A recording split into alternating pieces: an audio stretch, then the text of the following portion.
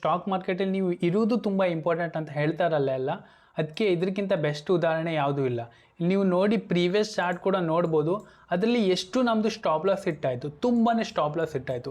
ಆ ಸ್ಟಾಪ್ ಲಾಸಿಗೆಲ್ಲ ಇವತ್ತೊಂದು ರಿವಾರ್ಡ್ ಸಿಕ್ತು. ಸೊ ಅದಕ್ಕೆ ನೀವು ಪ್ರತಿದಿನ ಟ್ರೇಡ್ ಮಾಡಬೇಕು, ಪ್ರತಿದಿನ ಸ್ಟಾಪ್ ಲಾಸ್ ತೊಗೊಳ್ಬೇಕು, ಪ್ರತಿದಿನ ಪ್ರೈಸ್ನ ಅರ್ಥ ಮಾಡ್ಕೊಳ್ಬೇಕು ಎಲ್ಲಿ ಮೂವ್ ಆಗ್ಬೋದು ಅಂತ. ಸೊ ಒಂದಿನ ನಿಮಗೆ ಕ್ಲಿಕ್ ಆಗುತ್ತೆ, ಆ ಒಂದಿನ ನಿಮಗೆ ಈ ಥರ ಟಾರ್ಗೆಟ್ ಸಿಗ್ತಾರೆ. ಫೈನ್.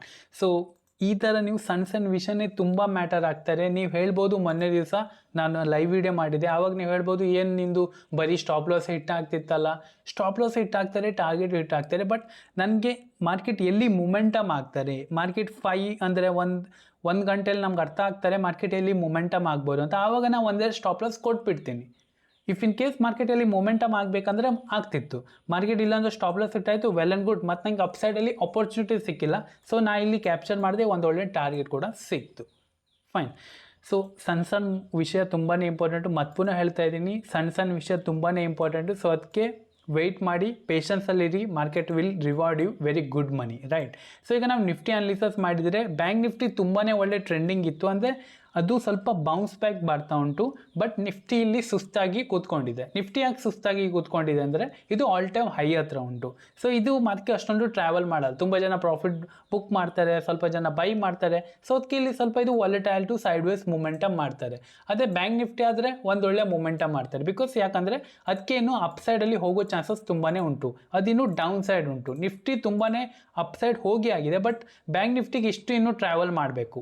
ಫೈನ್. ಸೊ ಅದಕ್ಕೆ ಇಫ್ ಇನ್ ಕೇಸ್ ಈಗ ನಾವು ETF ಅಲ್ವಾ ಬೈ ಮಾಡಿದರೆ ನಮ್ಗೆ ಇಲ್ಲಿಂದ ಒಂದು 3000 4000 ಮಾರ್ಕೆಟು ಮೊಮೆಂಟಮ್ ಆದಾಗ ನಮ್ಮ ETF ಕೂಡ ಅಪ್ಸೈಡಲ್ಲಿ ಹೋಗ್ತಾ ಇರ್ತಾರೆ. ಸೊ ಅದಕ್ಕೆ ನಾನು ಈ ಬಾಟಮಲ್ಲೇ ಹೇಳ್ತಾ ಇದ್ದೀನಿ, ETF ಬೈ ಮಾಡಿ, ETF ಬೈ ಮಾಡಿ. ನಾನು ಟೆಲಿಗ್ರಾಮ್ ಚಾನಲ್ ಕೂಡ ಅಪ್ಡೇಟ್ ಮಾಡಿದೆ. ಐ ಡೋಂಟ್ ನೋ ಎಷ್ಟು ಜನ ಬೈ ಮಾಡಿದ್ರಂತ.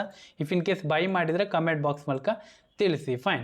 ಇಫ್ ಇನ್ ಕೇಸ್ ನಾಳೆ ಮಾರ್ಕೆಟು ಫ್ಲ್ಯಾಟ್ ಓಪನ್ ಆದರೆ, ನಾನು ಹೇಳಿದಾಗೆ ಫ್ಲ್ಯಾಟ್ ಓಪನ್ ಮಾಡಿದ್ರೆ ಮಾರ್ಕೆಟ್ ಇಲ್ಲಿಂದ ಕೂಡ ಡೌನ್ ಸೈಡ್ ಹೋಗೋ chances are very high. Because market ಇಲ್ಲಿ ತನ್ನನ್ನು ತಾನೇ ಸಸ್ಟೈನ್ ಮಾಡ್ತಾ ಉಂಟು. ಸಸ್ಟೈನ್ ಮಾಡ್ತಾ ಇದೆ ಅಂದರೆ ಎಲ್ಲ ಬಯರ್ಸು ಟೈಟ್ ಮಾಡಿ ಸ್ಟಾಪ್ ಲಾಸ್ನ ಈ ರೇಂಜಲ್ಲಿ ಇಟ್ಟಿದ್ದಾರೆ. ಯಾವಾಗ ಮಾರ್ಕೆಟು 25,250 ಅಥವಾ 245 ಇದಕ್ಕಿಂತ ಕೆಳಗೆಲ್ಲ ಸಸ್ಟೈನ್ ಮಾಡಲಿಕ್ಕೆ ಟ್ರೈ ಮಾಡ್ತಾರೆ, ಆವಾಗ ಇಲ್ಲಿಂದ ಮಾರ್ಕೆಟು ಡೌನ್ ಸೈಡ್ ಹೋಗೋ chances are very high.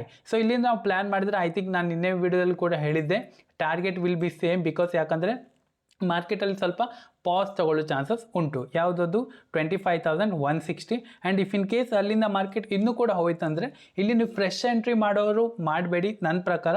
If in case ಮಾಡೋದಾದರೆ ಕ್ವಾಂಟಿಟಿ ಲೆಸ್ ಮಾಡಿ ಟ್ರೇಡ್ ಮಾಡಿ. ಇಫ್ ಇನ್ ಕೇಸ್ ನೀವು ಪ್ರೀವಿಯಸ್ ಕ್ವಾಂಟಿಟಿ ಅಂದರೆ ಇಲ್ಲಿ ನೀವು ಪ್ಲ್ಯಾನ್ ಮಾಡಿದ್ದೀರಾ ಅಂದರೆ ಇಲ್ಲಿ ನೀವು ಟ್ರೇಲ್ ಮಾಡಿ. ಯಾವಾಗ ಮಾರ್ಕೆಟ್ ಇಲ್ಲಿ ಲೋ ಫಾರ್ಮೇಷನ್ ಮಾಡ್ತಾರೆ ಆವಾಗ ಇಲ್ಲಿ ಟ್ರೇಲ್ ಮಾಡಿ, ಸ್ಟಾಪ್ ಲಾಸ್ ಇಲ್ಲಿ ಇಟ್ಕೊಳ್ಳಿ. ಆ್ಯಂಡ್ ನಮ್ಮ ಟಾರ್ಗೆಟ್ ಅಮೌಂಟ್ ಈ ರೇಂಜಲ್ಲಿ ಇರಬೇಕು, 25,000 ರೌಂಡ್ ಲೆವೆಲ್ ಹತ್ರ. Fine. If in case market ನಾಳೆ ಗ್ಯಾಪ್ ಡೌನ್ ಓಪನ್ ಆಯಿತು, ದಟ್ ಮೀನ್ಸ್ ಈ ರೇಂಜಲ್ಲಿ ಓಪನ್ ಆಯಿತು ಅಂದರೆ ಅರ್ಥ ಮಾಡ್ಕೊಳ್ಳಿ, ಇವತ್ತು ಮಾರ್ಕೆಟು ಬಯರ್ಸ್ ಫೇವರಲ್ಲಿ ಓಪನ್ ಆದರೂ ಕೂಡ ಬಯರ್ಸ್ ಈ ಪ್ರೈಸ್ನ ಈ ರೇಂಜಲ್ಲಿ ಸಸ್ಟೈನ್ ಮಾಡಲಿಕ್ಕಾಗಿಲ್ಲ. ಅಂದರೆ ಸ್ವಲ್ಪ ನಿಮ್ಗೆ ಅರ್ಥ ಮಾಡಿಸ್ತೀನಿ ನೋಡಿ. ಮಾರ್ಕೆಟ್ ಇವತ್ತು ಓಪನ್ ಆಯಿತು 25,300 ಸಮೌಂಡ್ ಆ ರೇಂಜಲ್ಲಿ ಓಪನ್ ಆಯಿತು. ಇಲ್ಲಿ ಓಪನ್ ಮಾಡಿ if in case buyer strong ಇದ್ದರೆ ಇಲ್ಲಿ ಸ್ವಲ್ಪ ಸಸ್ಟೈನ್ ಮಾಡ್ತಿದ್ರು, ಬಟ್ ಏನಾಯಿತು, ಸಸ್ಟೈನ್ ಮಾಡಿಲ್ಲ. ಸೊ ನಿನ್ನೆದಲ್ಲೂ ಕೂಡ ಹಾಗೆ ಆಯಿತು. ಮಾರ್ಕೆಟ್ ಅವ್ರ ಬಯರ್ಸ್ ಫೇವರಲ್ಲಿ ಓಪನ್ ಆಯಿತು, ಬಟ್ ಅವರು ಸಸ್ಟೈನ್ ಮಾಡ್ಲಿಕ್ಕೆ ಆಗಿಲ್ಲ. ಸೊ ಇಲ್ಲಿ ಕೂಡ ಸಸ್ಟೈನ್ ಮಾಡ್ಲಿಕ್ಕೆ ಆಗಿಲ್ಲ.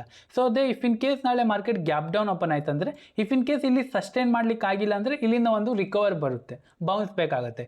ಇಫ್ ಇನ್ ಕೇಸ್ ಅಲ್ಲೇ ತನ್ನನ್ನು ತಾನೇ ಹೋಲ್ಡ್ ಮಾಡ್ತಾ ಇದ್ದಾರೆ ಅಂದರೆ ಯಾವಾಗದು ಅಪ್ ಸೈಡಲ್ಲಿ ಬ್ರೇಕ್ಔಟ್ ಆಗ್ತಾರೆ ಆ್ಯಂಡ್ ಯಾವಾಗಾದರೂ ಡೌನ್ ಸೈಡಲ್ಲಿ ಬ್ರೇಕ್ ಡೌನ್ ಆಗ್ತಾರೆ, ಆವಾಗ ಒಂದು ಮೊಮೆಂಟಮ್ ಬರೋ ಚಾನ್ಸಸ್ ಇರ್ತದೆ. ಸೊ ಆವಾಗ ನೀವು ಪ್ಲ್ಯಾನ್ ಮಾಡುವಾಗ ಬೋತ್ ಸೈಡಲ್ಲಿ 1/3 ಕ್ವಾಂಟಿಟಿನೇ ಪ್ಲ್ಯಾನ್ ಮಾಡಿ. ಬಿಕಾಸ್ ಅಲ್ಲಿ ನಮ್ಮ ಸ್ಟಾಪ್ ಲಾಸ್ ಹಿಟ್ ಆಗೋ chances are very high. In case ನಾಳೆ ಮಾರ್ಕೆಟ್ ಗ್ಯಾಪ್ ಅಪ್ ಓಪನ್ ಆಯಿತು ಅಂದರೆ, ಮಾರ್ಕೆಟ್ ಈ ರೇಂಜಲ್ಲಿ ಓಪನ್ ಆಯಿತು ಅಂದರೆ, ಸೊ ನಾಳೆ ನೋಡಿ ಮಾರ್ಕೆಟ್ ಸಸ್ಟೈನ್ ಮಾಡ್ತಾ ಉಂಟು ಅಂದರೆ ಇಲ್ಲಿ ಸಸ್ಟೈನ್ ಮಾಡಿಲ್ಲ ಸೆಲ್ಲಿಂಗ್ ಬಂತು, ಇಲ್ಲಿ ಸಸ್ಟೈನ್ ಮಾಡಿಲ್ಲ ಸೆಲ್ಲಿಂಗ್ ಬಂತು.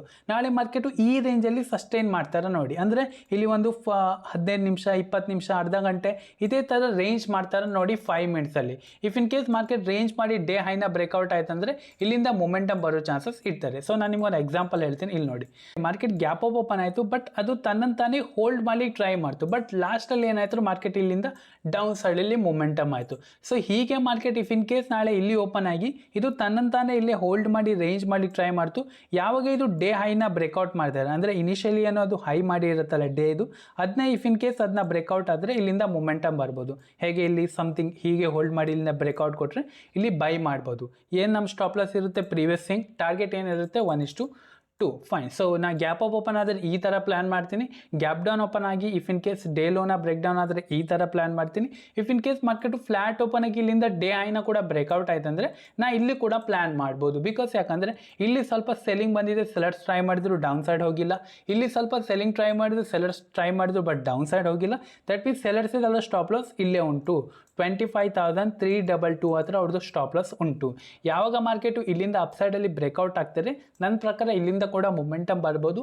ಆವಾಗ ಕೂಡ ನಮ್ಮ ಟಾರ್ಗೆಟು 1:2 ಇದ್ದರೆ ಐ ಥಿಂಕ್ ಬೆಟರ್ ಅಂತ. ಫೈನ್. ಐ ಹೋಪ್ ನಾ ಹೇಳಿ ಪಾಯಿಂಟಲ್ಲಿ ನಿಮಗೆ ಕ್ಲಿಯರ್ ಆಯ್ತು ಅಂತ. ಹಾಗೆ ನಿಮಗೆ ಮತ್ತು ಯಾವ ಥರ ವೀಡಿಯೋ ಬೇಕು ಈ ಚಾನಲ್ಲಿ, ಬರೀ ಬ್ಯಾಂಕ್ ನಿಫ್ಟಿನ ಮಾಡಿದರೆ ನೀವು ಟ್ರೇಡಿಂಗಲ್ಲಿ ಸಫರ್ ಆಗಲಿಕ್ಕಾಗಲ್ಲ. ಸೊ ಇನ್ವೆಸ್ಟಿಂಗ್ ವೀಡಿಯೋ ಬೇಕಾ, ಸ್ವಿಂಗ್ ಟ್ರೇಡಿಂಗ್ ವೀಡಿಯೋ ಬೇಕಾ, ಇದೇ ಥರ ಯಾವ ರಿಲೇಟೆಡ್ ನಿಮಗೆ ವೀಡಿಯೋ ಬೇಕಂದ್ರೆ ಪ್ಲೀಸ್ ನನಗೆ ಕಮೆಂಟ್ ಬಾಕ್ಸ್ ಮೂಲಕ ತಿಳಿಸಿ. ನಾನು ತುಂಬ ವಿಷಯ ಟ್ರೈ ಮಾಡ್ಲಿಕ್ಕೆ ಅಂದರೆ ಇಷ್ಟಪಡ್ತೇನೆ, ಬಟ್ ನೀವು ಯಾರು ಕಮೆಂಟ್ ಅಥವಾ ಏನು ಕೂಡ ಮಾಡ್ಲಿಕ್ಕೆ ಇಷ್ಟಪಡಲ್ಲ.